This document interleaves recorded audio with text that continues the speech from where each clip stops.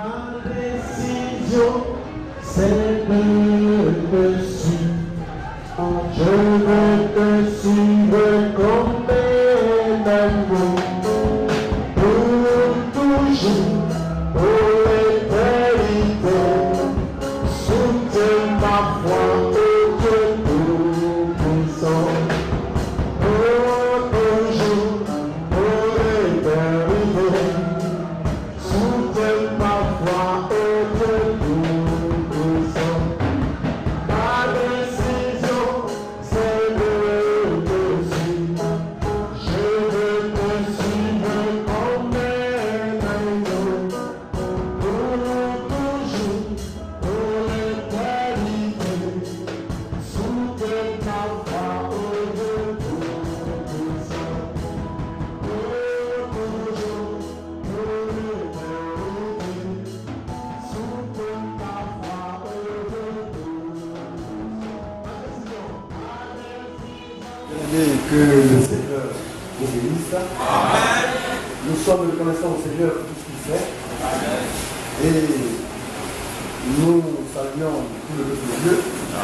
Nous avons aussi des secteurs de Dieu qui sont arrivés. Alléluia. Je pense que nous avons le pasteur de Roubaix avec nous. Il est dans la région de Bagouville. Alléluia. Que le Seigneur le bénisse. Nous avons le pasteur Hugo aussi qui est là. Le pasteur de Gayapo. C'est beau d'être ensemble, non? Quand on passe là, on veut quelques petits. Je vois que les enfants de Dieu sont réunis ensemble pour louer et pour adorer le Seigneur. Alléluia. Et nous avons aussi le ministre Paul.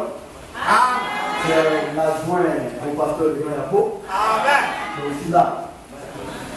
Que Dieu le bénisse aussi. Nous avons les administrateurs de Gayapo. C'est un peu la copie de ce qui se passe à Koumassi.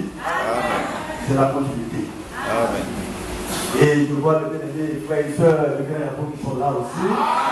Que Dieu vous bénisse. Et vous êtes plaisir de vous voir. Et que Dieu bénisse aussi les bien-aimés frères de Koumassi. Parce qu'on va pas venir des autres, mais ça va venir aussi. Alléluia. C'est bon de nous côté ensemble. Que le nom du Seigneur soit de nous. Nous avons une veillée et il est bon de faire de sorte que la veillée se déroule bien. C'est la victoire. Chanter, danser le Seigneur, écouter la bonne parole de Dieu, l'assimiler, prier comme il se doit et partir de vie de ces lieux bénis. L'église, c'est un lieu béni. Pourquoi ce lieu est béni? Parce que la bénédiction de Dieu est transmise au peuple de Dieu. C'est pourquoi l'église de Dieu est un lieu béni. Le temple dans lequel la parole de Dieu est apportée est béni. Et nous venons pour recevoir tout ça de la part de Dieu, la bénédiction du Seigneur. Et nous disons merci pour cela. Nous allons prendre nos Bibles sans plus tarder. Nous aurons des séries de prédications. Et une série de serviteurs de Dieu qui viendront et qui parleront de la part de Dieu. Nous savons que nous nous préparons pour le ciel. C'est la raison majeure que nous mettions ici. Nous nous préparons parce que le Seigneur revient bientôt. Quand vous êtes on dit que le Seigneur revient bientôt, ils pensent que c'est une femme. Non. Le Seigneur est en train de préparer son Église pour l'enlèvement. Et l'enlèvement est une réalité. Et pour cela, bien aimé, nous devons pouvoir nous préparer. Nous préparer comment? Par le moyen de la parole de Dieu. Vous savez, le jugement de Dieu commence pour les bien-aimés frères et sœurs dans sa maison. Comment est-ce que Dieu nous juge? C'est au travers de sa parole. Quand nous venons écouter, le Seigneur lui-même nous taille. Le Seigneur nous montre la voie à suivre. Le Seigneur nous émonte. Et quand on va demander, pour d'autres, certaines personnes ont une manière d'expliquer, c'est, ils disent que émonder, c'est nous détacher du monde. En partie, c'est aussi vrai. Mais lorsqu'on demande de quelqu'un, on le dépouille de tout ce qui n'est pas utile. Et mon Dieu est là c'est aller couper toutes les feuilles mortes, toutes les branches mortes qui sont gênantes et qui empêchent l'arbre de se développer convenablement. Nous sommes des âmes spirituels. Et le Seigneur, il prend soin de nous émonder, de nous débrouiller. Quand chaque frère et soeur vient à la maison de Dieu, il va prendre conscience de cela. Qu'est-ce qui ne va pas dans ma vie et qui ne glorifie pas le nom de mon Dieu? Alors le Seigneur lui-même se cherche de volonté de nous débarrasser de ces immondices, afin que nous puissions être légers, être à l'aise et l'adorer comme il se doit. Et c'est cela le jugement. Mettre chacun au pas. Ramener chacun dans la voie droite. Rétablir chacun dans la voie de Dieu. Le Seigneur nous dit. Nous allons prendre le livre de 1 Pierre, chapitre 4, et lire un peu cela.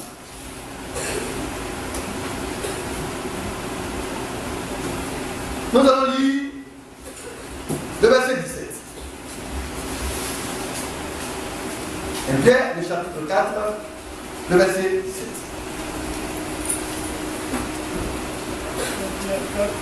Oui. Car c'est le moment où le jugement va commencer par la maison de Dieu. Alors, c'est le moment. Le jugement de Dieu va commencer dans la maison de Dieu. Le jugement de Dieu ne commence pas dehors. Mais le jugement commence dans la maison du Seigneur. Le Seigneur sonde chaque frère et soeur dans sa vie. Est-ce qu'il y a des choses qui ne sont pas pour sa gloire? Alors le Seigneur juge nous tous. Mais le Seigneur ne nous juge pas pour nous condamner. Mais il nous juge actuellement dans sa maison pour nous éviter la condamnation. C'est une grâce. Amen. Si nous pouvons accepter la grâce comme elle se doit, comme il se doit. Oui, bien aimé, nous continuons. Or, si c'est par nous qu'il commence, quelle sera la fin de ceux qui n'obéissent pas à l'évangile de Dieu? Alors, si c'est par nous, enfants de Dieu, fils et filles de Dieu, que le jugement de Dieu commence, mais quel sera le sort de ceux qui n'obéissent pas? Alors, on parle de ceux qui n'obéissent pas et de ceux qui obéissent. Mais c'est parce que nous obéissons que le jugement commence en nous, pour nous. Le jugement de Dieu nous ramène à Dieu et à sa parole, afin que nous apprenons à lui obéir. Maintenant, pour ceux qui n'obéissent pas, pour eux, c'est catastrophique. Dans le livre de Jean, le chapitre 3, nous voyons ici la pensée de Dieu pour nous. Jean, chapitre 3.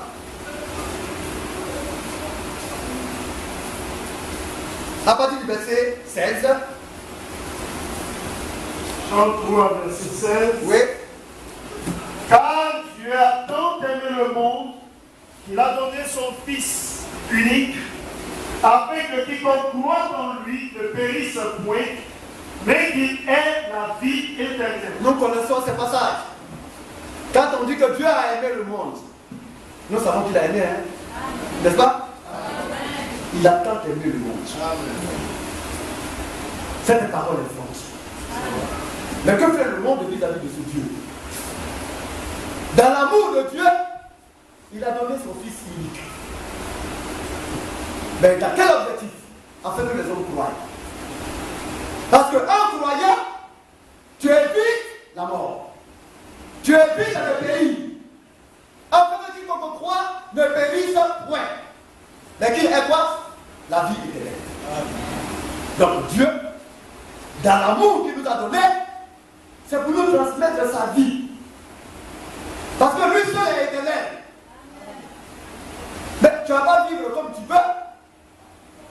Et puis penser vivre à jamais. Tu ne peux pas être un méchant homme, un homme de prophète, et puis prétendre demeurer à jamais. C'est pas possible. Parce que tu ne passeras ton temps à faire du mal aux hommes. Or, c'est celui-là qui fait du bien. C'est celui-là qui transmet la vie. C'est à celui-là que Dieu permet d'espérer dans l'éternité. Alors le Seigneur nous interpelle. Il nous appelle à la vie. Mais la meilleure manière de venir à la vie, c'est de croire en lui. Oui, bien, nous continuons. Verset 17. Oui. Dieu, en effet, n'a pas envoyé son Fils dans le monde pour qu'il juge le monde. Donc, quand il est venu, il n'est pas venu dans le but de juger les hommes, mais pour sauver l'humanité. Parce que s'il venait pour juger, là, l'homme, on ne peut plus faire quelque chose pour l'homme. C'est-à-dire que l'homme est condamné. Que le Seigneur a été manifesté dans la chair, c'est dans le but de prendre les hommes dans leur état naturel et de les amener maintenant au changement, à la transformation. Mais nous devons imiter ce Dieu. Mais que faisons-nous? Nous qui sommes truffés de faiblesse et de péché, nous sommes les premiers à juger nos semblables. Mais Dieu ne l'a pas fait. Dieu n'est pas venu pour nous regarder de travers. Mais il est venu dans le but de voir nos carences et nous aider à guérir de nos plaies. Maintenant, qu'en est-il de la situation de l'homme vis-à-vis de son semblable? Quand il constate que son frère a des faiblesses, que fait-il? Est-ce qu'il le montre du doigt ou bien il l'aide à sortir de cela? Si l'amour de Dieu est en nous, alors nous avons aidé nos semblables à sortir de leur état. Bien aimé, nous continuons. Mais pour que le monde soit sauvé par lui. Oui. Celui qui croit en lui n'est point jugé. Alors, un croyant maintenant à Dieu. Mais qui est Dieu? Laisse sa parole. Un croyant dans la parole de Dieu, on n'est point jugé. En d'autres termes, l'état dans lequel il est venu nous trouver était la condamnation pour nous. Mais il a trouvé bon de ne point nous juger ni nous condamner. Et il nous amène à la croyance. À croire en lui et en son parole, afin que nous ne puissions plus être jugés. Là, c'est la raison pour laquelle nous sommes dans sa maison. C'est cette raison qui nous pousse à aller à l'église. Parce qu'à l'église, nous écoutons le conseil divin, la parole de Dieu qui nous amène à croire en elle, afin de ne plus être jugés. Oui, bien aimé, nous continuons. Parce qu'il n'a pas cru au nom du Fils unique de Dieu. Oui. Et ce jugement, c'est que la lumière étant venue dans le monde, les hommes ont préféré les ténèbres à la lumière. Donc, le monde a refusé de croire au Fils de Dieu. Mais nous sommes sortis du monde. Le monde dans sa globalité n'a pas cru. Mais les enfants de Dieu dans leur minorité ont cru. Et Dieu en effet, comme on le dit ici, celui qui croit en lui n'est pas jugé, mais celui qui ne croit pas est déjà jugé. Le fait de refuser de croire, la condamnation est appuyée à ta porte. Le désastre va venir pour toi. Parce qu'il n'a pas cru au nom du Fils unique de Dieu. En son nom. Mais quel est ce nom? Croire en son nom veut dire quoi? C'est être baptisé en son nom. Parce que c'est le baptême qui est un engagement d'une conscience pure qui nous sauve. Alléluia. Au nom du Seigneur, nous sommes délivrés. Au nom du Seigneur, nous sommes guéris. C'est pourquoi nous devons croire en son nom, au nom de son Fils unique. Oui, bien aimé, nous continuons. Les hommes ont préféré les ténèbres à la lumière parce que leurs œuvres étaient mauvaises. Donc, quand les hommes refusent de croire, ou même de venir à Christ, c'est parce qu'ils n'ont pas de bonnes œuvres. Et c'est parce qu'ils refusent le changement. Or, quand nous venons, nous devons accepter le changement. Nous devons reconnaître que nous sommes faibles et que nous avons des carences et des faiblesses. et demander l'aide à Dieu pour qu'on change. Mais toi, qui te sait faire? Toi qui sais que tu n'es pas, qui sait qu'il n'a pas encore atteint la perfection. Parce que quand on n'a pas encore atteint la perfection, ça veut dire quoi? On reconnaît qu'il y a beaucoup de faiblesses en nous. Ah, mais tu n'as pas encore atteint la perfection. Et puis c'est toi qui te permets maintenant de juger. Dans l'instruction que Dieu a établie, qui est l'Église, Dieu demande aux frères et aux sœurs de ne pas se juger les uns les autres. Mais de prier les uns pour les autres et de se soutenir mutuellement. Nous allons partir dans le livre de Romains, le chapitre 3.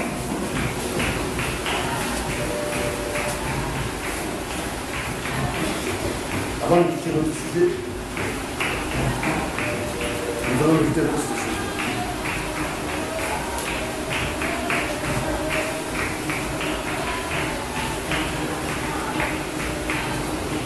Plutôt le chapitre 2.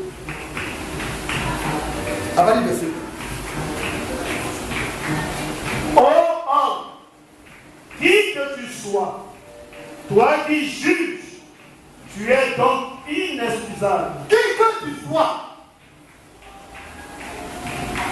parce que tu es pauvre, alors tu juges de celui qui est riche. Parce que tu es riche, tu méprises de celui qui est pauvre.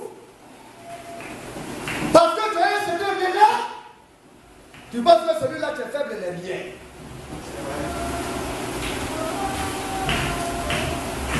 Quel que tu sois. Alléluia. Qui que tu sois, grand, gros, petit, mince, tu es inexcusable. Oui, frère. Car en jugeant les autres, tu te condamnes toi-même. Puisque toi qui juges, tu fais les mêmes choses. Alors, c'est pourquoi le Seigneur ne veut pas que ses enfants puissent s'accuser mutuellement ou bien se juger entre eux. Parce que c'est dangereux. Quand juger ton frère, tu ne peux pas commettre la même chose et ça devient un jugement et une condamnation pour toi-même. C'est pourquoi le Seigneur dit ne jugez point, afin que vous aussi vous ne soyez juges. C'est la raison pour laquelle le Seigneur dit laissez-moi vous juger, parce que le jugement va commencer dans sa maison. C'est lui seul qui est le juge de juge. Et quand il nous juge, c'est parce qu'il a le droit de nous juger qu'il nous juge. Il est le côté. Nous savons en effet que le jugement de Dieu pour ceux qui commettent de telles choses est selon la vérité. Alors, quand tu juges quelqu'un et que tu te mets à faire la même chose, le Seigneur va te juger, et quand il va te juger, c'est selon la vérité. C'est la loi et le prophète. Ce que tu ne veux pas qu'on te fasse, ne le fais pas contre toi. Si tu vois que tu n'es pas parfait, prie Dieu. Ne regarde pas à ton prochain. Regarde à ta vie et regarde à Dieu.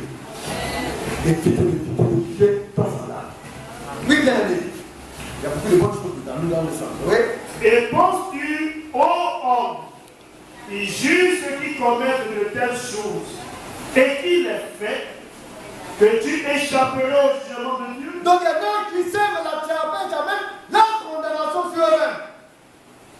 Ah, par leur comportement, ils ne peuvent plus échapper par la condamnation de Dieu, au jugement de Dieu. L'homme est son propre goût.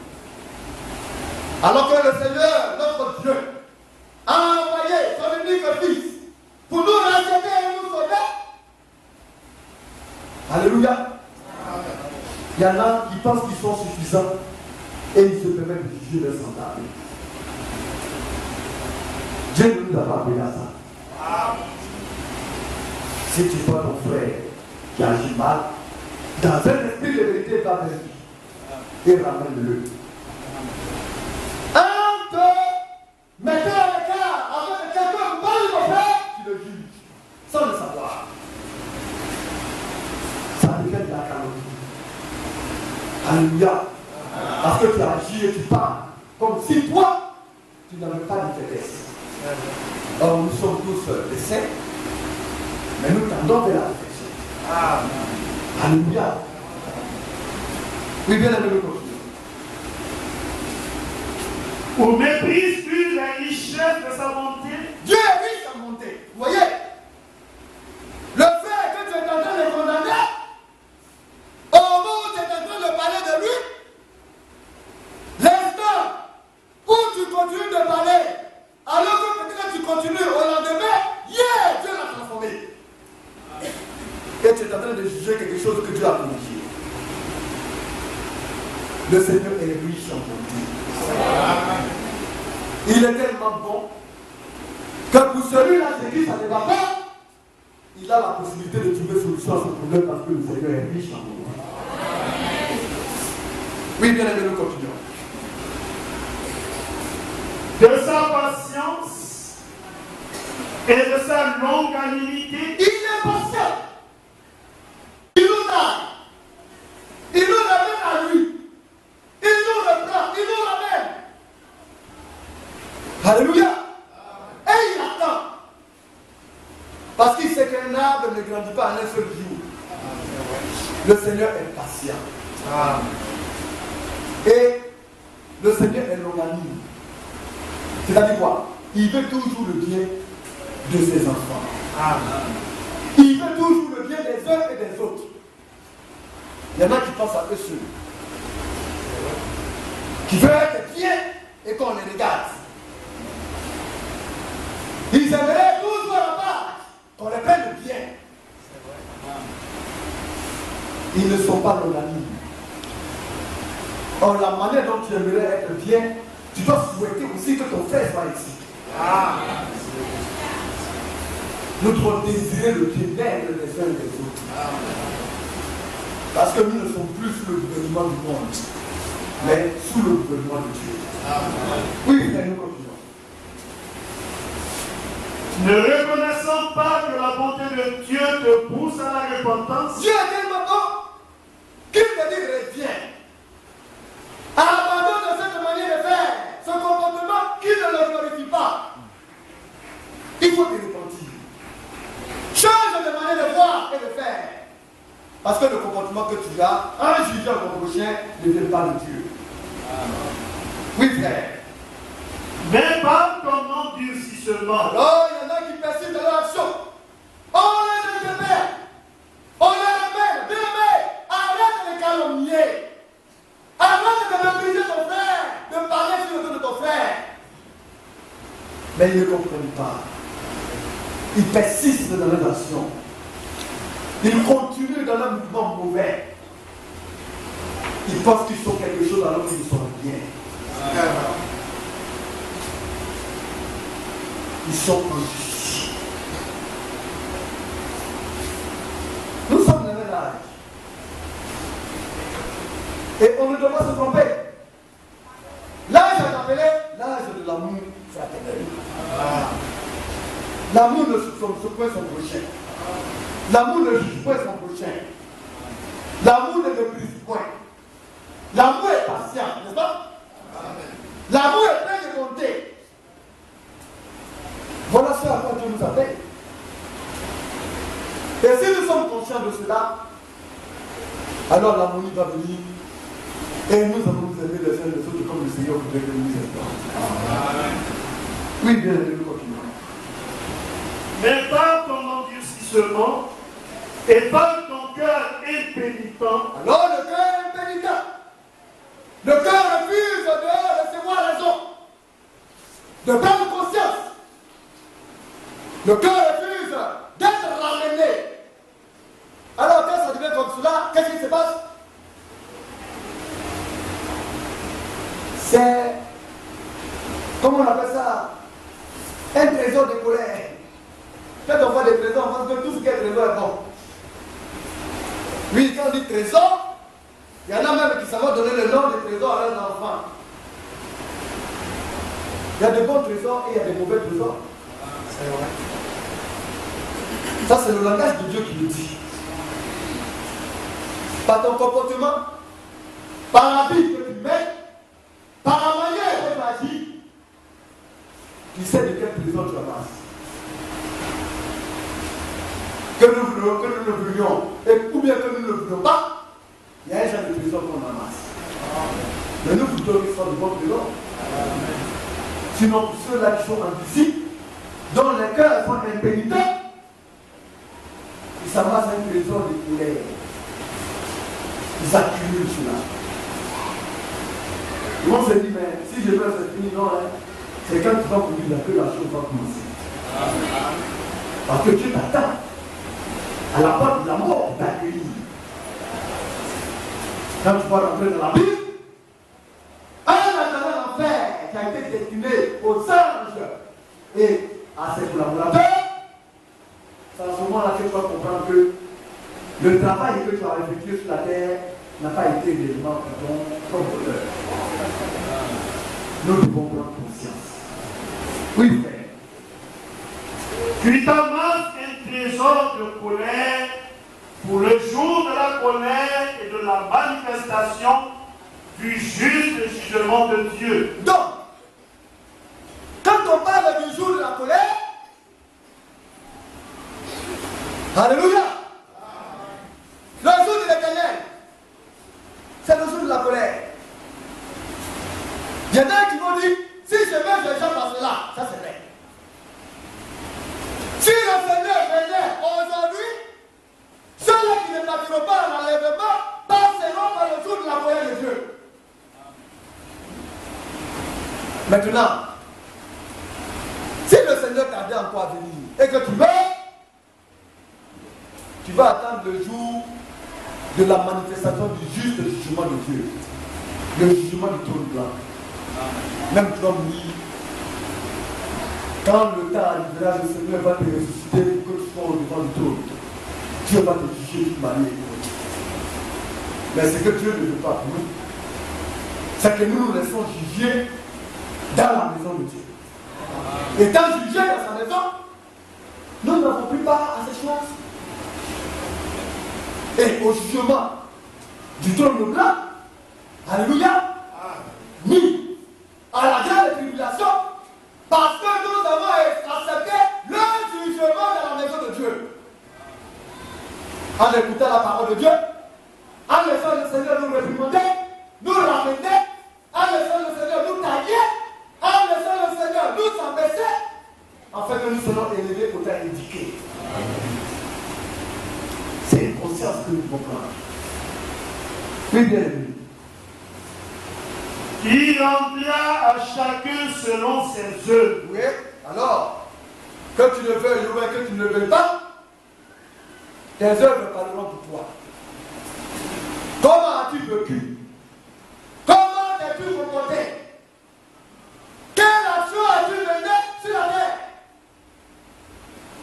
Si tu as vécu sans amour fraternel, si tu n'as pas pensé à toi, si tu n'as pas pensé à les œuvres que l'Esprit de Dieu te commandait de poser, le Seigneur te jugera pour ta indiqué. Il y en a qui sont comme cela. Le Seigneur a dit, va faire ça. Ils ont entendu, ils savent que c'est bon, mais ils résistent à Dieu. Un enfant de Dieu, il se laisse conduire par l'Esprit de Dieu. Il fait ce que le Seigneur lui commande de faire. Et quand il va agir, le Seigneur dit, arrête, c'est pas bon. Mais il persiste et puis il le fait.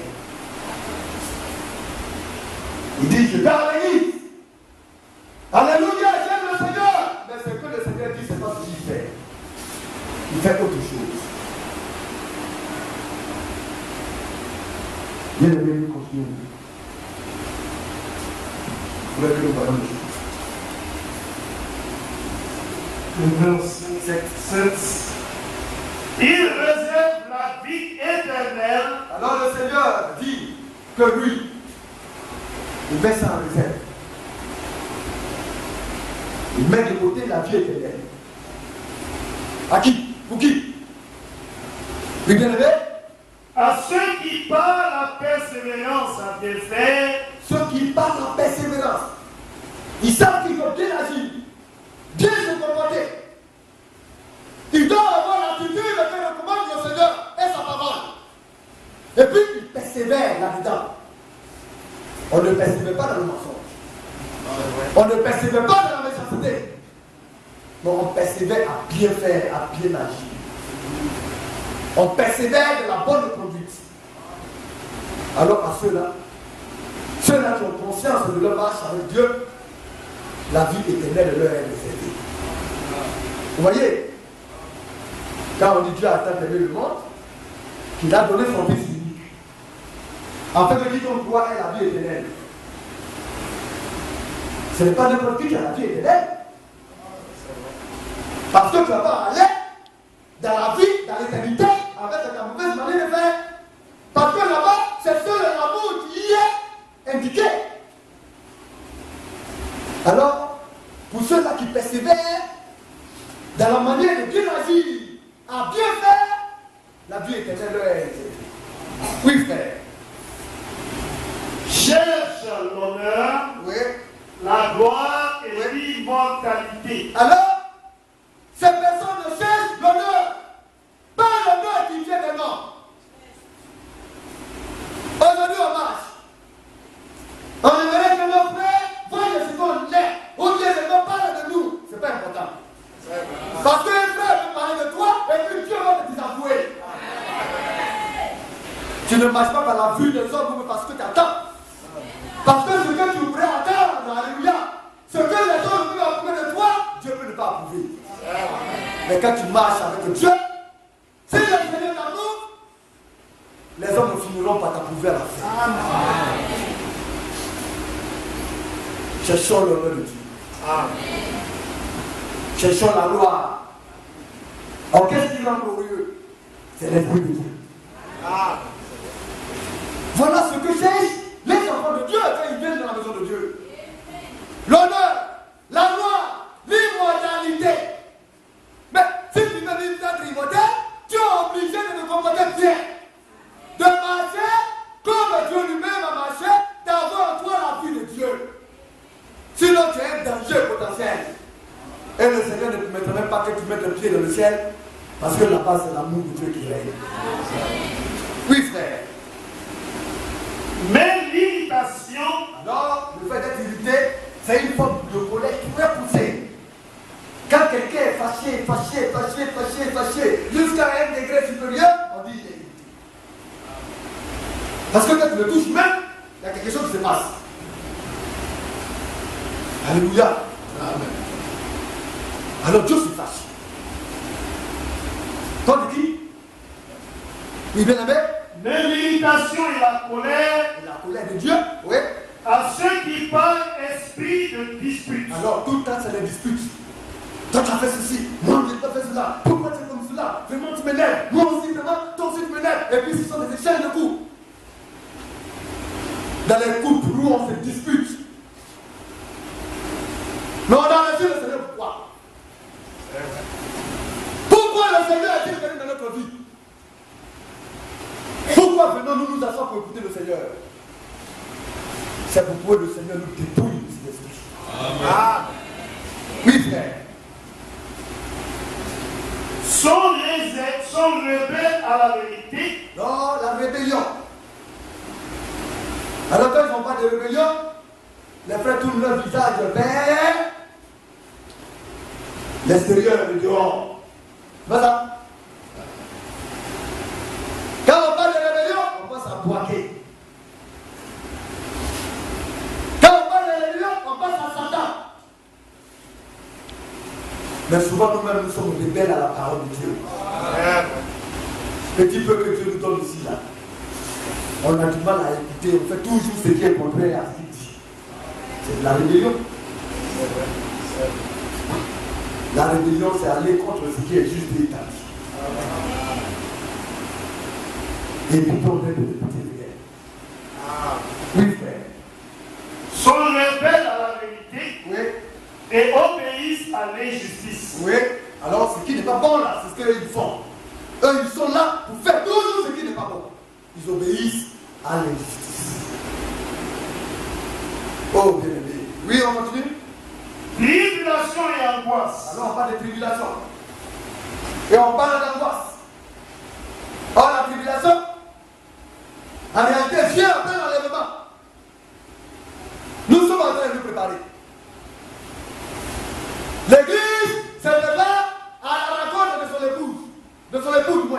Nous le savons. Par le message que nous avons reçu à la fin des temps, les 10 vierges sont en train d'aller à la rencontre de l'époux. N'est-ce pas? Avec les lampes. Il y en a quand vous regardez la lampe, regardez. Dans les ténèbres, quand vous allez brancher la lampe, vous allez soulever la lampe, il n'y a pas de différence entre la lampe et les ténèbres. Tellement que la sciure a pris le verre. Vous connaissez la sciure, non? Amen. Quand vous enlevez la lampe à feu, là, la fumée, là, le verre qu'on nettoie d'abord et puis on place pour que la lampe, la mèche, la puisse briller, pour éclairer tout ce qui est autour. Il y en a pour eux là. L'épaisseur de la scie là, tellement que c'est noir, vous ne pouvez même pas voir même la mèche qui est à l'intérieur pour dire que vous avez une couleur rouge ou bien blancheur, une blancheur pour pouvoir éclairer un peu comme une torche. Tellement on est rempli de souillure, nos comportements, on devient aveugle. La lampe est une bonne chose, mais que fait-il ta lampe? Oui, tu peux avoir une lampe qui est le symbole de la parole de Dieu. Tu peux avoir du pétrole de la lampe, mais ta lampe peut être sale. Alors elle sert à quoi? Tu as une lampe, je suis dans la parole, alléluia, gloire à Dieu, je suis dans le message. Vraiment, le Seigneur nous a béni, nous regardons par l'enlèvement. Et puis comment? Et puis quoi? Quand on fait comme cela, ah, c'est rempli. Oui, il y a de l'huile dans la lampe, il y a beaucoup de pétrole, alléluia. Alors, j'ai le Saint-Esprit, je veux parler la langue, je veux réellement avoir des révélations. Et puis quoi? Et ta vie? Es-tu une lumière? Où méprises-tu la lumière? Si tu es une lumière, que la lumière qui est en toi, lui, qu'elle brille et qu'elle éclaire tous ceux qui sont aux environs de cette lumière. Mais pourquoi est-ce que c'est la fumée qui a entaché le verre de ta lampe? Quand même que tu as une lampe et que tu as du pétrole, tu n'es pas différent de celui-là qui est le pétrole. Quelle est la différence entre toi, qui t'es chrétien, et le païen qui est dans les ténèbres? C'est pourquoi ceux-là, c'est la tribulation qu'ils attendent, parce que le Seigneur les appelle les vierges folles. Alléluia. C'est la tribulation. Mais celles qui ont une lampe allumée, et qui ont les lampes nettoyées, qui ont le verre qui brille, elles n'ont même pas besoin d'augmenter la lampe, déjà elle scintille, elle éclaire, alléluia. Ils ont une vie sanctifiée, une vie qui glorifie le Seigneur. Quand vous la voyez, c'est comme s'ils avaient peur de parler parce qu'ils ne peuvent même pas blesser quelqu'un. Ils sont effacés. L'orgueil est le point dans le chrétien. Il ne t'a pas apporté. Il n'est point arrogant. Quand il voit son frère, ce qui se lève, il dit, oh Dieu, aie pitié de moi. Aide-moi à aider mon frère. Il est compatissant. Il est longanime. Parce qu'il aide son frère à y arriver. Et quand je vois cela, je suis fier d'un frère. Quand on se parle, on se connaît, on se regarde. Tu te comportes bien là, je le sais. Mais tu te comportes mal aussi, je te vois. Mais je prie pour toi en silence. Mais il y a des frères qui se battent, qui ne pensent pas à eux. Comme je disais au bien-aimé, c'est vrai que tu aides. Mais bats-toi aussi pour les aider spirituellement. Parce que les choses se font de pair. Quand tu as l'Esprit de Dieu, tu veux le bien-être de ton frère. Et aucun démon ne sera venu de lui. Le sorcier n'a qu'à oser, tout paisiblement, parce que tu as en toi la longanimité. C'est l'Esprit de Dieu qui agit en toi. Et ce qui est gouverné par le Saint-Esprit, le diable ne peut pas s'aventurer à toucher cela. Vis bien et tu seras en sécurité. Mais quand tu vis mal, c'est toi qui vois le sorcier partout. Tu cherches le sorcier, il va venir à toi. Vous avez bien l'apôtre qui dit esprit de sorcellerie, ou bien réellement le feu, je mets le feu sur toi. Dieu les a appelés des esprits de ténèbres, il n'a pas même pas dit leur nom. Les sciences occultes et autres, magie, manicali, rose de croix. Nous, ça nous est égal de tout cela. Vis la parole de Dieu et tu es d'être de cela, parce que l'Esprit de Dieu est autour de toi et parce que le sang du Seigneur Jésus-Christ te protège. Amen. Mais on est là. Que le sang du Seigneur Jésus-Christ soit dans ma nourriture. Je mets le sang sur toi. Tout dans cette toi, ensuite qu'on confronte le sang de Jésus-Christ. Vis la parole de Dieu un peu et puis laisse ce sang-là. Il a été déjà évoqué sur toi. C'est déjà une chose absolue. Amen. Tu n'as plus besoin de trembler. Mais aujourd'hui, on voit une génération de chrétiens bizarres. Et puis d'ailleurs, ils n'ont jamais été. Bien aimé. Soyons sincères dans ce que nous faisons. C'est ce qui a été et qui sera. Notre croyance de la croyance d'autrefois doit être la croyance d'aujourd'hui. Les chrétiens ne se préoccupaient pas des futilités, des choses éphémères.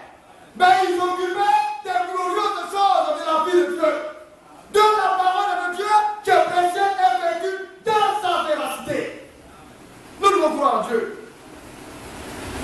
Quand tu t'appliques à bien faire, tu dors comme un petit oiseau dans le cœur du rocher. Tu es tranquille. La mer va venir battre, comme on appelle ça son louis, sur, comme on appelle ça, les rochers. Mais ton petit oiseau reste tranquille dans les rochers, dort. Parce que tu es protégé par le Dieu de l'âge. Tu es en sécurité. Quand tu vis la parole de Dieu, tu n'as pas peur. Tu marches dans l'assurance. Tu as en toi la sérénité. Mais quand le péché vient te perturber, te troubler, te monter. Quand vous voyez des frères qui sont là et puis ils font comme ça, c'est le péché qui les hante. Sors du péché. Et tu retrouveras ton équilibre. C'est la parole. Oui, bien aimé.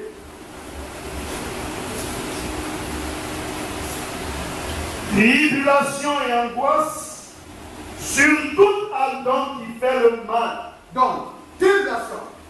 Si le Seigneur vient aujourd'hui, la réalité va commencer pour toi. Tu vas sentir ce qu'on appelle la grande tribulation. On dit que le monde en décadence, le monde n'a rien encore connu. Parce que ce qui va venir sur le monde. Les hommes pensent que c'est un jeu. Est-ce que vous avez vu des animaux étranges? Aujourd'hui, nous on voit scorpion, et puis on voit la condamne, on dit c'est quoi ça? C'est petit, hein? C'est quand la brutalité se révèle. Combien vous voulez qu'on lise un peu? C'est dans quel passage? Ça fait partie des sauts. Alléluia. Nous aurons l'occasion de parler de ces choses-là.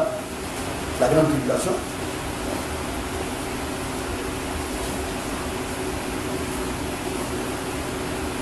Nous allons lire un peu de sauts.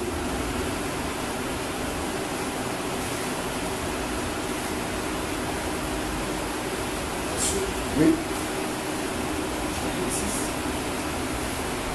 Ça.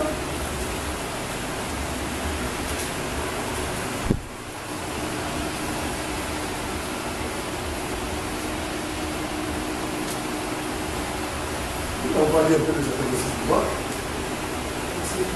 Oui. Ce sont des échantillons, des choses qui vont se passer terriblement sur la terre. Les hommes pensent que la parole de Dieu, c'est une fable, mais ils n'ont qu'à se tromper. Parce que ce qui va leur arriver, ils seront surpris. Oui, frère. Je regardais quand il ouvrit le 6e sceau. Oui.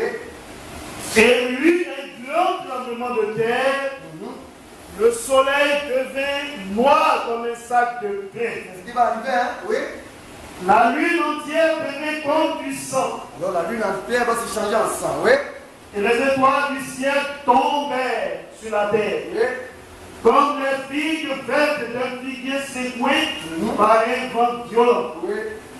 Le ciel se retira comme un livre qu'on roule. Et toutes les montagnes et les îles furent remuées de leur place.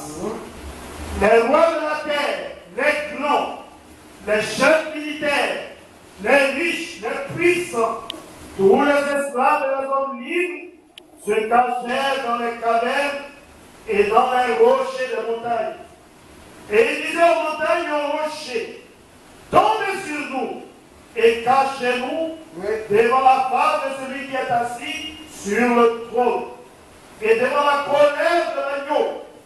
Car le grand jour de sa colère est venu et qui peut subsister.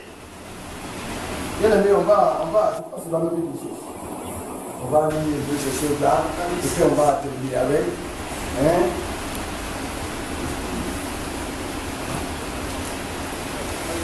Oui, tu cherches un peu. Apocalypse 16. Apocalypse 16. Oui. Oui, dans les coupes, oui. On va lire. Tu lis rapidement, les frères vont entendre un peu. Oui, à partir de ces 1. Et j'entendis une voix forte qui venait du temple et qui disait aux 7 anges, allez et versez sur la terre les 7 coupes de la colère de Dieu. Le premier alla et versa sa coupe sur la terre. Et un ulcère mauvais et douloureux frappa les hommes qui avaient la marque de la bête et qui adoraient son image. Donc, ceux-là qui sont habitués à adorer les images de Marie et autres, ils vont comprendre. Dieu dit, tu n'adoreras pas cela, tu ne te prospéreras pas. Il y a des choses pour venir. Mais c'est l'église qui empêche ça. Comme l'épouse est en préparation sur la terre, Dieu attend. Une fois qu'il va enlever son épouse, la terre va connaître ses réalités. On continue bien. Le deuxième versa sa coupe dans la mer et elle devint du sang comme celui d'un mort. Donc la mer va se changer en sang. Mais ce qu'on connaît, c'est qu'on parle de, comme on appelle ça, de pollution de la mer avec les pétroliers. C'est pas ça? On dit que c'est quoi? Comment on appelle ça? On détruit l'environnement. C'est cela, non? Quand la mer va se transformer en sang, on va voir comment ils vont faire. Cela s'est passé avec Moïse. Jusqu'à présent, l'Égypte n'est pas sortie de là. La déstabilisation de l'Égypte a commencé avec la sortie des Juifs. L'Égypte ne s'est pas retrouvée aujourd'hui parce qu'à ce moment-là, c'était la première puissance mondiale. Mais ce qui arrive est terrible. C'est le livre qui se change en ça. Hein? Mais cette fois-ci, la mer va se changer en ça. Oui, frère. Et tout être vivant mourut. Oui. Tout ce qui était dans la mer. Oui. Le troisième versa sa coupe dans les fleuves et dans les sources d'eau. Donc toi, tu aimes bien le poisson. Ça c'est ma viande préférée, c'est la chair blanche. Il ne faut pas adorer Dieu. Tu ne peux pas bien le poisson pour manger. Il suffit seulement que l'église épouse sa life. Et puis vous allez comprendre. On continue, frère. Le troisième versa sa coupe dans les fleuves et dans les sources d'eau et il devint du sang. Oui. Et j'entendis l'ange des eaux qui disait, Oui. tu es juste. Tu es juste. Oui. Toi qui es Oui. et qui étais, Oui. tu es si. Alors il est et il était. Qui est Jésus notre Seigneur. Amen. Il est le même. Et il est dit qu'il est saint. En d'autres termes, il n'aime pas la pluie. Il aime la vie des saints. et tous ceux qui mènent une vie désastreuse seront jugés. Oui, frère. Parce que tu as exercé ce jugement. Oui. Car ils ont versé le sang des saints et des prophètes. Oui. Et tu leur as donné du sang à boire. Et qui sont ceux qui ont versé le sang des saints et des prophètes? C'est l'église catholique et ses filles. Alléluia. Oui, on continue. Ils le méritent. Alors certains peut-être les gars ne comprennent pas pourquoi on appelle les protestants. Quand ils ont protesté, on les a tués. C'est cette église-là qui les a tués. Le pape Paul Jean-Paul II a demandé pardon aux protestants avant de mourir. Alléluia. C'est lui citant la mère des protestants. Mais c'est une prophétie aussi qui dit que ces églises-là vont retrouver les mères. Amen. Parce que les frères, fils et filles de Dieu qui ont protesté, ils sont morts. Ceux-là qui sont aujourd'hui là, ils n'ont jamais été des protestants. Ils sont des protestants. On proteste par rapport à la foi. C'est parce qu'ils ont contesté la foi catholique romaine qu'ils ont été tués. Mais leurs enfants aujourd'hui prient avec les catholiques. L'œcuménisme, l'union des méthodistes et des catholiques. Frère, ils n'ont jamais protesté. Ce sont leurs alliés grands-parents, autant de Wesley et autres qui ont protesté. Oui, frère. Le verset 7. Et j'entendis un autre ange qui de l'autel disait: oui, Seigneur, Dieu Tout-Puissant, Oui. tes jugements sont véritables et justes. Il juge véritablement et de manière juste. Parce qu'il connaît les œuvres de chacun. On continue, frère. Le 4e verset s'accourt sur le soleil. Oui.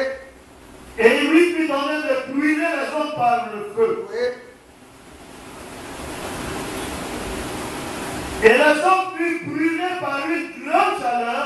Donc quand on regarde, il y a des hommes qui sont tellement mal animés, ils disent qu'eux, ils sont le 4e âge, ou le 5e âge, ou le 6e âge.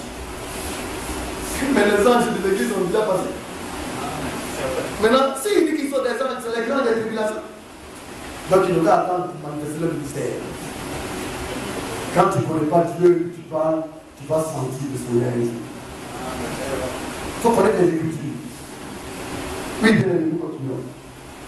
Les hommes furent brûlés par une grande chaleur. Oui. Et ils blasphémèrent le nom de Dieu qui a autorité sur ces fléaux. Donc, dans la chaleur à venir, et les prières. Vous savez qu'il y a rien d'échantillon de cela? En France, 7000 personnes qui sont mortes. Par une chaleur qui est sortie du ciel. Ça, c'est échantillon. Hein? C'est échantillon. Mais quand le temps de la tribulation va venir, la chaleur va tuer les hommes, va brûler les hommes. Ça va se passer un peu partout sur la terre. Oui, frère. Et il ne se répandit pas pour lui donner gloire. Oui. Le 5e verset s'accourt sur le trône de la bête. Et son royaume fut couvert de ténèbres. Les hommes se mordaient la langue de douleur. Tellement que c'était terrible, ils se mordaient la langue et ils avaient des douleurs. Oui, frère. Ils blasphémèrent le nom du Dieu. Mais Ils blasphémèrent le Dieu du ciel. Mais quand tu ne le connais pas, c'est comme ça. On insulte les chrétiens. On regarde ta vie. On sait que tu as une vie pieuse. On reconnaît que toi tu es différent des soi-disant chrétiens. Et même ils le disent, quand ils vont à l'église, et puis ils disent que tu es différent. Mais on insulte toujours ton Dieu. Quand tu es de Caïn, on ne peut rien faire pour toi. Parce que la marque de Caïn est dans ton âme. Mais quand tu es de Dieu, tu prends conscience. Et tu as en toi la crainte. Oui, frère. À cause de leur douleur et de leurs ulcères, et ils ne se répandirent pas de leurs œufs. Oui, nous avons lu rapidement. Le 6e verset s'accourt sur le grand fleuve, l'Euphrate, et son eau tarit pour préparer la voie au roi qui venait de l'Orient. Je vis sortir de la gueule du dragon, de la gueule de la bête et de la bouche du faux prophète 3 esprits impurs, semblables à des grenouilles. Ce sont des esprits de démons. qui font des prodiges et qui vont vers les rois de toute la terre. Les hommes qui pensent que le fait de faire des miracles, ça vient de Dieu forcément. C'est pas vrai. Même les démons font des miracles. Il faut chercher la vérité. La pure et véritable parole qui est prêchée. Oh bien aimé. Quand on lit, je cherche ce passage-là, où on parle des sauterelles géants, sont des gueules de lions. N'est-ce pas? Je voudrais qu'on lise un peu cela. Alléluia, il me semble que c'est le chapitre 10. On va voir le chapitre 9 ou bien le chapitre 10. Ouais. Il y a des choses, bien aimées. Nous, on n'est pas encore sur cela. Oui, cela dans le chapitre 9. Oui. Alléluia. Oui, tu as verset 1. C'est dans les sceaux. C'est dans les prophètes, oui. Le verset, à partir du verset 1. Oui. C'est la cinquième trompette. Oui, la cinquième trompette. Le cinquième ange sonna de la trompette. C'est pas, nous aurons l'occasion d'enseigner tout cela dans les détails. Ouais. Et je vis une étoile qui était tombée du ciel sur la terre. Oui. La clé du puits de l'abîme lui fut donnée. Et elle ouvrit le puits de l'abîme. Oui. Et il monta du puits une fumée, comme la fumée d'une grande fournaise. Donc de l'abîme va sortir une fumée. Et qui va donner l'ombre, comme on allait mettre les ténèbres sur toute la terre. Oui. Et le soleil et l'air furent obscurcis par la fumée du puits. Oui. Des sauterelles sortis de la fumée. Alors des sauterelles sorties de la fumée, tout est noir. Bien aimé, ta porte même, tu ne verras pas cela. Je ne sais pas si vous avez déjà vécu cela. Quand il y a les ténèbres. Bien aimé, si le Seigneur vous montre un exemple de ténèbres, quand ça se présente à vous, de là au ventre de la terre, quand vous allez faire un seul pas, vous allez croire que vous avez marché d'ici, Cocody ou bien de là. Un seul pas. Les personnes de ténèbres. Parce qu'après un pas, tu ne peux plus faire un deuxième pas. Parce que tu te dis que tu as trop avancé et que tu risques de tomber dans un trou. Et c'est là maintenant que tu entends des bruits qui viennent.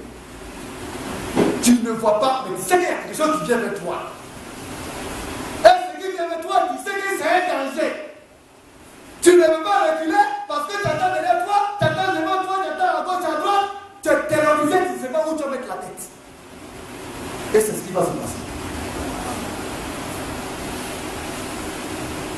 On ne vient pas à l'église parce qu'on a peur de Dieu. C'est vrai. Certains viennent à l'église parce qu'ils ont peur d'aller à l'enfer. Il faut venir à l'église parce que tu aimes le Seigneur. Maintenant, si tu n'aimes pas le Seigneur, tu vas savoir ce que c'est que la peur ou ton mari. Mais le prophète dit, personne n'échappera. Seuls ceux qui échapperont, ceux qui acceptent dès maintenant le jugement de Dieu dans sa maison. Mais il ne faut pas accepter le jugement de Dieu. Même si tu meurs. Et il pouvait dire que tout ce qui se passe, ce sont infimes par rapport au jugement du trône blanc. C'est plus terrorisant que toutes les scènes qui se passent dans la parole de Dieu. Quand tu tiens devant le trône de Dieu pour le jugement des lieux. Mais vous savez, parce que nous avons accepté d'être jugés, nous ne serons plus jugés au jugement des lieux, mais nous jugerons les hommes. Voilà ce à quoi Dieu nous appelle. Oui, bien, nous allons Le verset toujours 3. Oui. Le sauterelle sortit de la fumée se répandit sur la terre. Oui. Et il leur fut donné un pouvoir comme le pouvoir qu'ont les scorpions de la terre. Donc quand il te pique, la douleur du scorpion là, c'est ce que tu vas ressentir. Or, le venin aussi du scorpion est plus que vous ne savez pas. Mais cette fois-ci là, tu as des douleurs. Tu veux mourir, mais tu ne peux pas. Parce qu'il y a des douleurs, hein. Quand ça se passe là, tu appelles la mort. Tu demandes la mort. Mais Dieu dit non, il faut souffrir. Tu vas souffrir de tout le monde. Oui, frère. Il a dit de ne point faire de mal à l'être. C'est cela on verset. À l'être de la terre, ni à aucune verdure, ni à aucun arbre, mais seulement aux hommes qui n'avaient pas le sceau de Dieu sur leur front. Donc, sur le front. Pendant même la marque de la grande tribulation, la seule qui auront la marque de la bête, soit c'est pour Dieu, ou bien tu n'es pas pour Dieu. C'est pourquoi tous ceux qui seront pour Dieu vont mourir. On parle d'Israël. Parce qu'une fois que l'église est partie, les deux oliviers vont venir en Israël pour s'occuper des élus juifs. Bon, aujourd'hui là, c'est les messagers qui sont venus pour s'occuper des élus païens. Mais que fais-tu de cela? As-tu accepté l'élection? C'est maintenant que ça se passe. Travaille-y, prépare-toi et accepte l'élection de Dieu. Oui, frère. Il a pris dans le nom de les tuer, mais de les tourmenter pendant 6 mois. De les tourmenter. Ils feront des douleurs. Bien aimé, et c'est pas. C'est comme on a cassé ton pied. Lorsque c'est sorti, ça déchire ta chair. Et puis, c'est tellement douloureux. On vient, on verse encore, comment on appelle ça, de l'alcool là-dedans, ça te brûle. Tu cries, et puis, la douleur, ça intensifie. Plus le temps se passe, tu as des douleurs. Pendant 4 mois, 5 mois. Mais tu ne meurs pas. Il y en a qui disent, nous, c'est comme moi-même. Il ne faut pas aller. Ceux qui viennent expérimenter, il y en a des combien? Non, en ce moment-là, parce que nous aurons tellement souffert par l'amour de Dieu, parce qu'on s'est comporté de la manière digne de Dieu, on va finir par là. Parce qu'on a écouté, non seulement parce qu'on a obéi, parce qu'il faut écouter pour obéir. Amen. Alors Dieu nous disait, pendant cette année, un moment paradisiaque dans le royaume des cieux, un moment glorieux. Amen. Parce que nous allons passer notre temps bien fait, à nous comporter de la bonne manière avec nos frères et nos sœurs, à ne pas les juger ni les condamner, à les aimer comme Dieu nous a demandé de les aimer. Nous allons y être. Bien aller dans le film là, et terminer là, et puis nous allons aller dans le livre de Romains. Je n'ai même pas apporté mon message, je vais bien aller. Le Seigneur l'a vu tout le monde. Oui. Et le tourment qu'elle causait était comme le tourment que cause le scorpion quand il pique un homme. Oui. En ce jour-là, les hommes chercheront la mort et ne la trouveront pas. Ils désireront mourir et la mort fuira loin d'eux. Donc, des hommes, est-ce qu'aujourd'hui, là, vous avez dit quelqu'un? Aujourd'hui, les hommes ont peur de la mort. Quand on dit mort, chacun est paniqué du coup. Mais le temps va venir, ils vont chercher la mort. La mort deviendra comme un trésor. Ce sera comme de l'or. Parce que toi, on dit, toi qui possèdes le secret de la mort, tu deviens riche en même temps. Parce que tout leur argent qu'ils ont emmagasiné, ils vont vouloir prendre ça pour aller payer celui-là qui peut donner la mort. Aujourd'hui, qu'est-ce qu'il y a là? C'est diamant et puis, oh, c'est pas ça. Mais le temps viendra, c'est la mort qui sera là. Parce que les hommes n'ont peur d'être tourmentés. Oui, frère. Ce sauterelles ressemblaient à des chevaux préparés pour le combat. Vous comprenez, hein? On continue. Il y avait sur la tête comme une couronne semblable à de l'or. Oui. Et leur visage était comme un visage d'homme. Oui. Elles avaient des cheveux comme des cheveux de femme. Et leurs dents étaient comme des dents de lion. Ça, la loi qui se montre. RFI, 34. Agence là. Ils vont commencer à montrer les échantillons de ces animaux. On va dire que des monstres ont envahi la terre. C'est vos péchés qui ont emmené ces monstres sur la terre. Mais ils vont comprendre. Ils n'ont pas dit qu'ils aiment la qualité. Ils seront satisfaits. Oui, frère. Elles avaient des cuirasses comme des cuirasses de fer. Ils vont prendre une bombe même atomique pour tirer la base. Ça va le tuer sur eux-mêmes. Ils vont lancer des grenades, ça va taper, ça va revenir sur eux-mêmes. Et quand ça va exploser, leurs chefs vont se déchiqueter et puis ils sont là, mais ils ne partent. Ils vont comprendre que tous ces animaux humains ne sont rien devant les arsenals, les tapis partout. C'est lui qui a créé l'homme. L'intelligence de l'homme, là, c'est lui qui sait la souche. Qu'est-ce que l'homme va faire que lui ne va pas? Ta petite fille, là, vous bien la vie. Tu ne peux pas que tu te caches parce qu'il te voit. Oui, frère. Et le bruit de leurs ailes était comme un bruit de char à plusieurs chevaux. Donc quand tu es là, tu sais que tout est noir devant toi, autour de toi, tout est noir, mais tu attends des choses, tu fais boum, boum, boum. Tu dis, mais qu'est-ce qui m'arrive? Tu veux aller à droite, tu sais que là-bas, c'est un danger, à gauche, c'est un danger, devant, il y a un danger, derrière, il y a un danger, tu fais quoi? Mais tu sais que tu vas souffrir, mais tu vas pas mourir. Bien aimé, c'est ce que vous voulez? C'est la grande tribulation. Oui. À plusieurs chevaux qui courent au combat. Oui. Elles avaient des queues armées de dards. Oui. Comme les scorpions. Oui. Et c'est dans leur queue qu'était le pouvoir de faire du mal aux hommes, oui, pendant 5 mois. Donc, quand il vient, et puis tu vois le visage, tu planes, tu sautes. Et quand tu sautes, la queue te pique. Et c'est là-bas que les douleurs se passent. Tu ne peux pas échapper.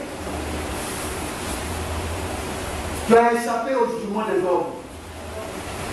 Mais tu ne peux pas échapper au jugement des hommes. Si tu as échappé à la grande tribulation, le plus grand jugement du monde va se passer parce que c'est pire que la grande tribulation. Parce que là, tu es mort dans la mer, tu vas ressusciter pour venir te placer là. On t'a découpé en petits morceaux, les poissons t'ont avalé, tu vas ressusciter, les poissons vont ressusciter. Tout ça, tu vas te recomposer, tu vas venir devant le trône grand. Ça, vous connaissez? Dieu est vrai. Notre Dieu n'est pas comme le Dieu des musulmans et des mots. C'est l'authentique créateur. C'est pourquoi il peut guérir les malades. Il peut ressusciter les morts. Alléluia, ramener à la vie. Donner la vie aux croyants. Et faire le décès. Et c'est dans ce moment-là que ça se passe. Dans la maison de Dieu. Il faut aimer à vivre dans la maison de Dieu. Il faut aimer le séjour de la maison du Seigneur. Frère, nous allons dans le même moment. Nous allons prier. Numéro 2. Oui. Le verset 9. Non, nous allons lire sur le verset là. Oui, donc tu peux lire. Le verset 9 à 10, rapidement. Tribulation et angoisse sur toute âme d'homme, vers le mal, sur le juif premièrement, puis sur le grec. Donc le juif, c'est le chrétien. Et ensuite les païens. Alléluia. Oui, ensuite. Gloire, honneur et paix. Nous allons aller dans la gloire. Nous allons être honorés. Nous allons être en paix à jamais. Alléluia. Pour qui? Pour quiconque? Pour quiconque fait le bien. Oui. Pour quiconque fait le bien. Oh, le bien, c'est quoi? C'est l'amour de Dieu. L'application de la volonté de Dieu. Le fait d'accomplir ce qui est juste et bon. Oui, frère? Pour le juif premièrement, puis pour le grec. On descend au verset 13. Ce ne sont pas en effet, Écoutez bien, ceux qui écoutent la loi qui sont justes devant Dieu. tu peux venir dans la maison de Dieu, écouter la parole de Dieu, ça ne suffit pas. J'ai le message, alléluia. Nous avons la vérité et du quoi? Qu'est-ce que tu fais de cette vérité? Mais qu'est-ce que Dieu dit? Oui, frère. Ce ne sont pas en effet ceux qui écoutent la loi qui sont justes devant Dieu, mais ce sont ceux qui la mettent en pratique qui seront justifiés. Alors quand tu dis la parole de Dieu, tu deviens juste. Apocalypse 19, verset 7. On va nous dire, réjouissons-nous. N'est-ce pas? Oui, bien aimé. Apocalypse 19. Apocalypse 19, verset 7. Réjouissons-nous. Oui. Soyons dans le blesse. Ayons en nous-mêmes ce qui dépasse la joie. Oui. Et donnons-lui gloire. Toujours on va de la gloire. Donnons gloire à Dieu. Par notre vie, par notre comportement, par nos manières de voir les frères, par nos manières de les aimer, par nos manières d'agir, dans tous nos manières de faire, nous devons rendre gloire à notre Dieu. Oui. Car les noms de l'agneau sont venus. Et c'est ce que nous attendons. Oui.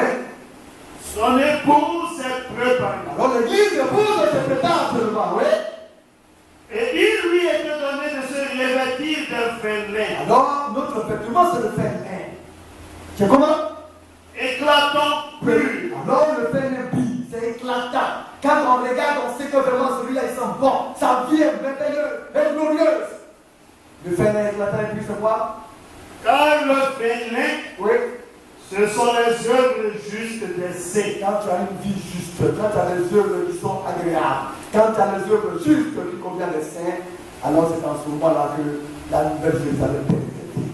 C'est dans ce moment-là que tu fais partie de l'église élue qu'on appelle l'église épouse. Petit tout, lesquels nous font. Car votre Père céleste a tout le monde de vous donner le revenu. Prenons conscience et donnons gloire à Dieu.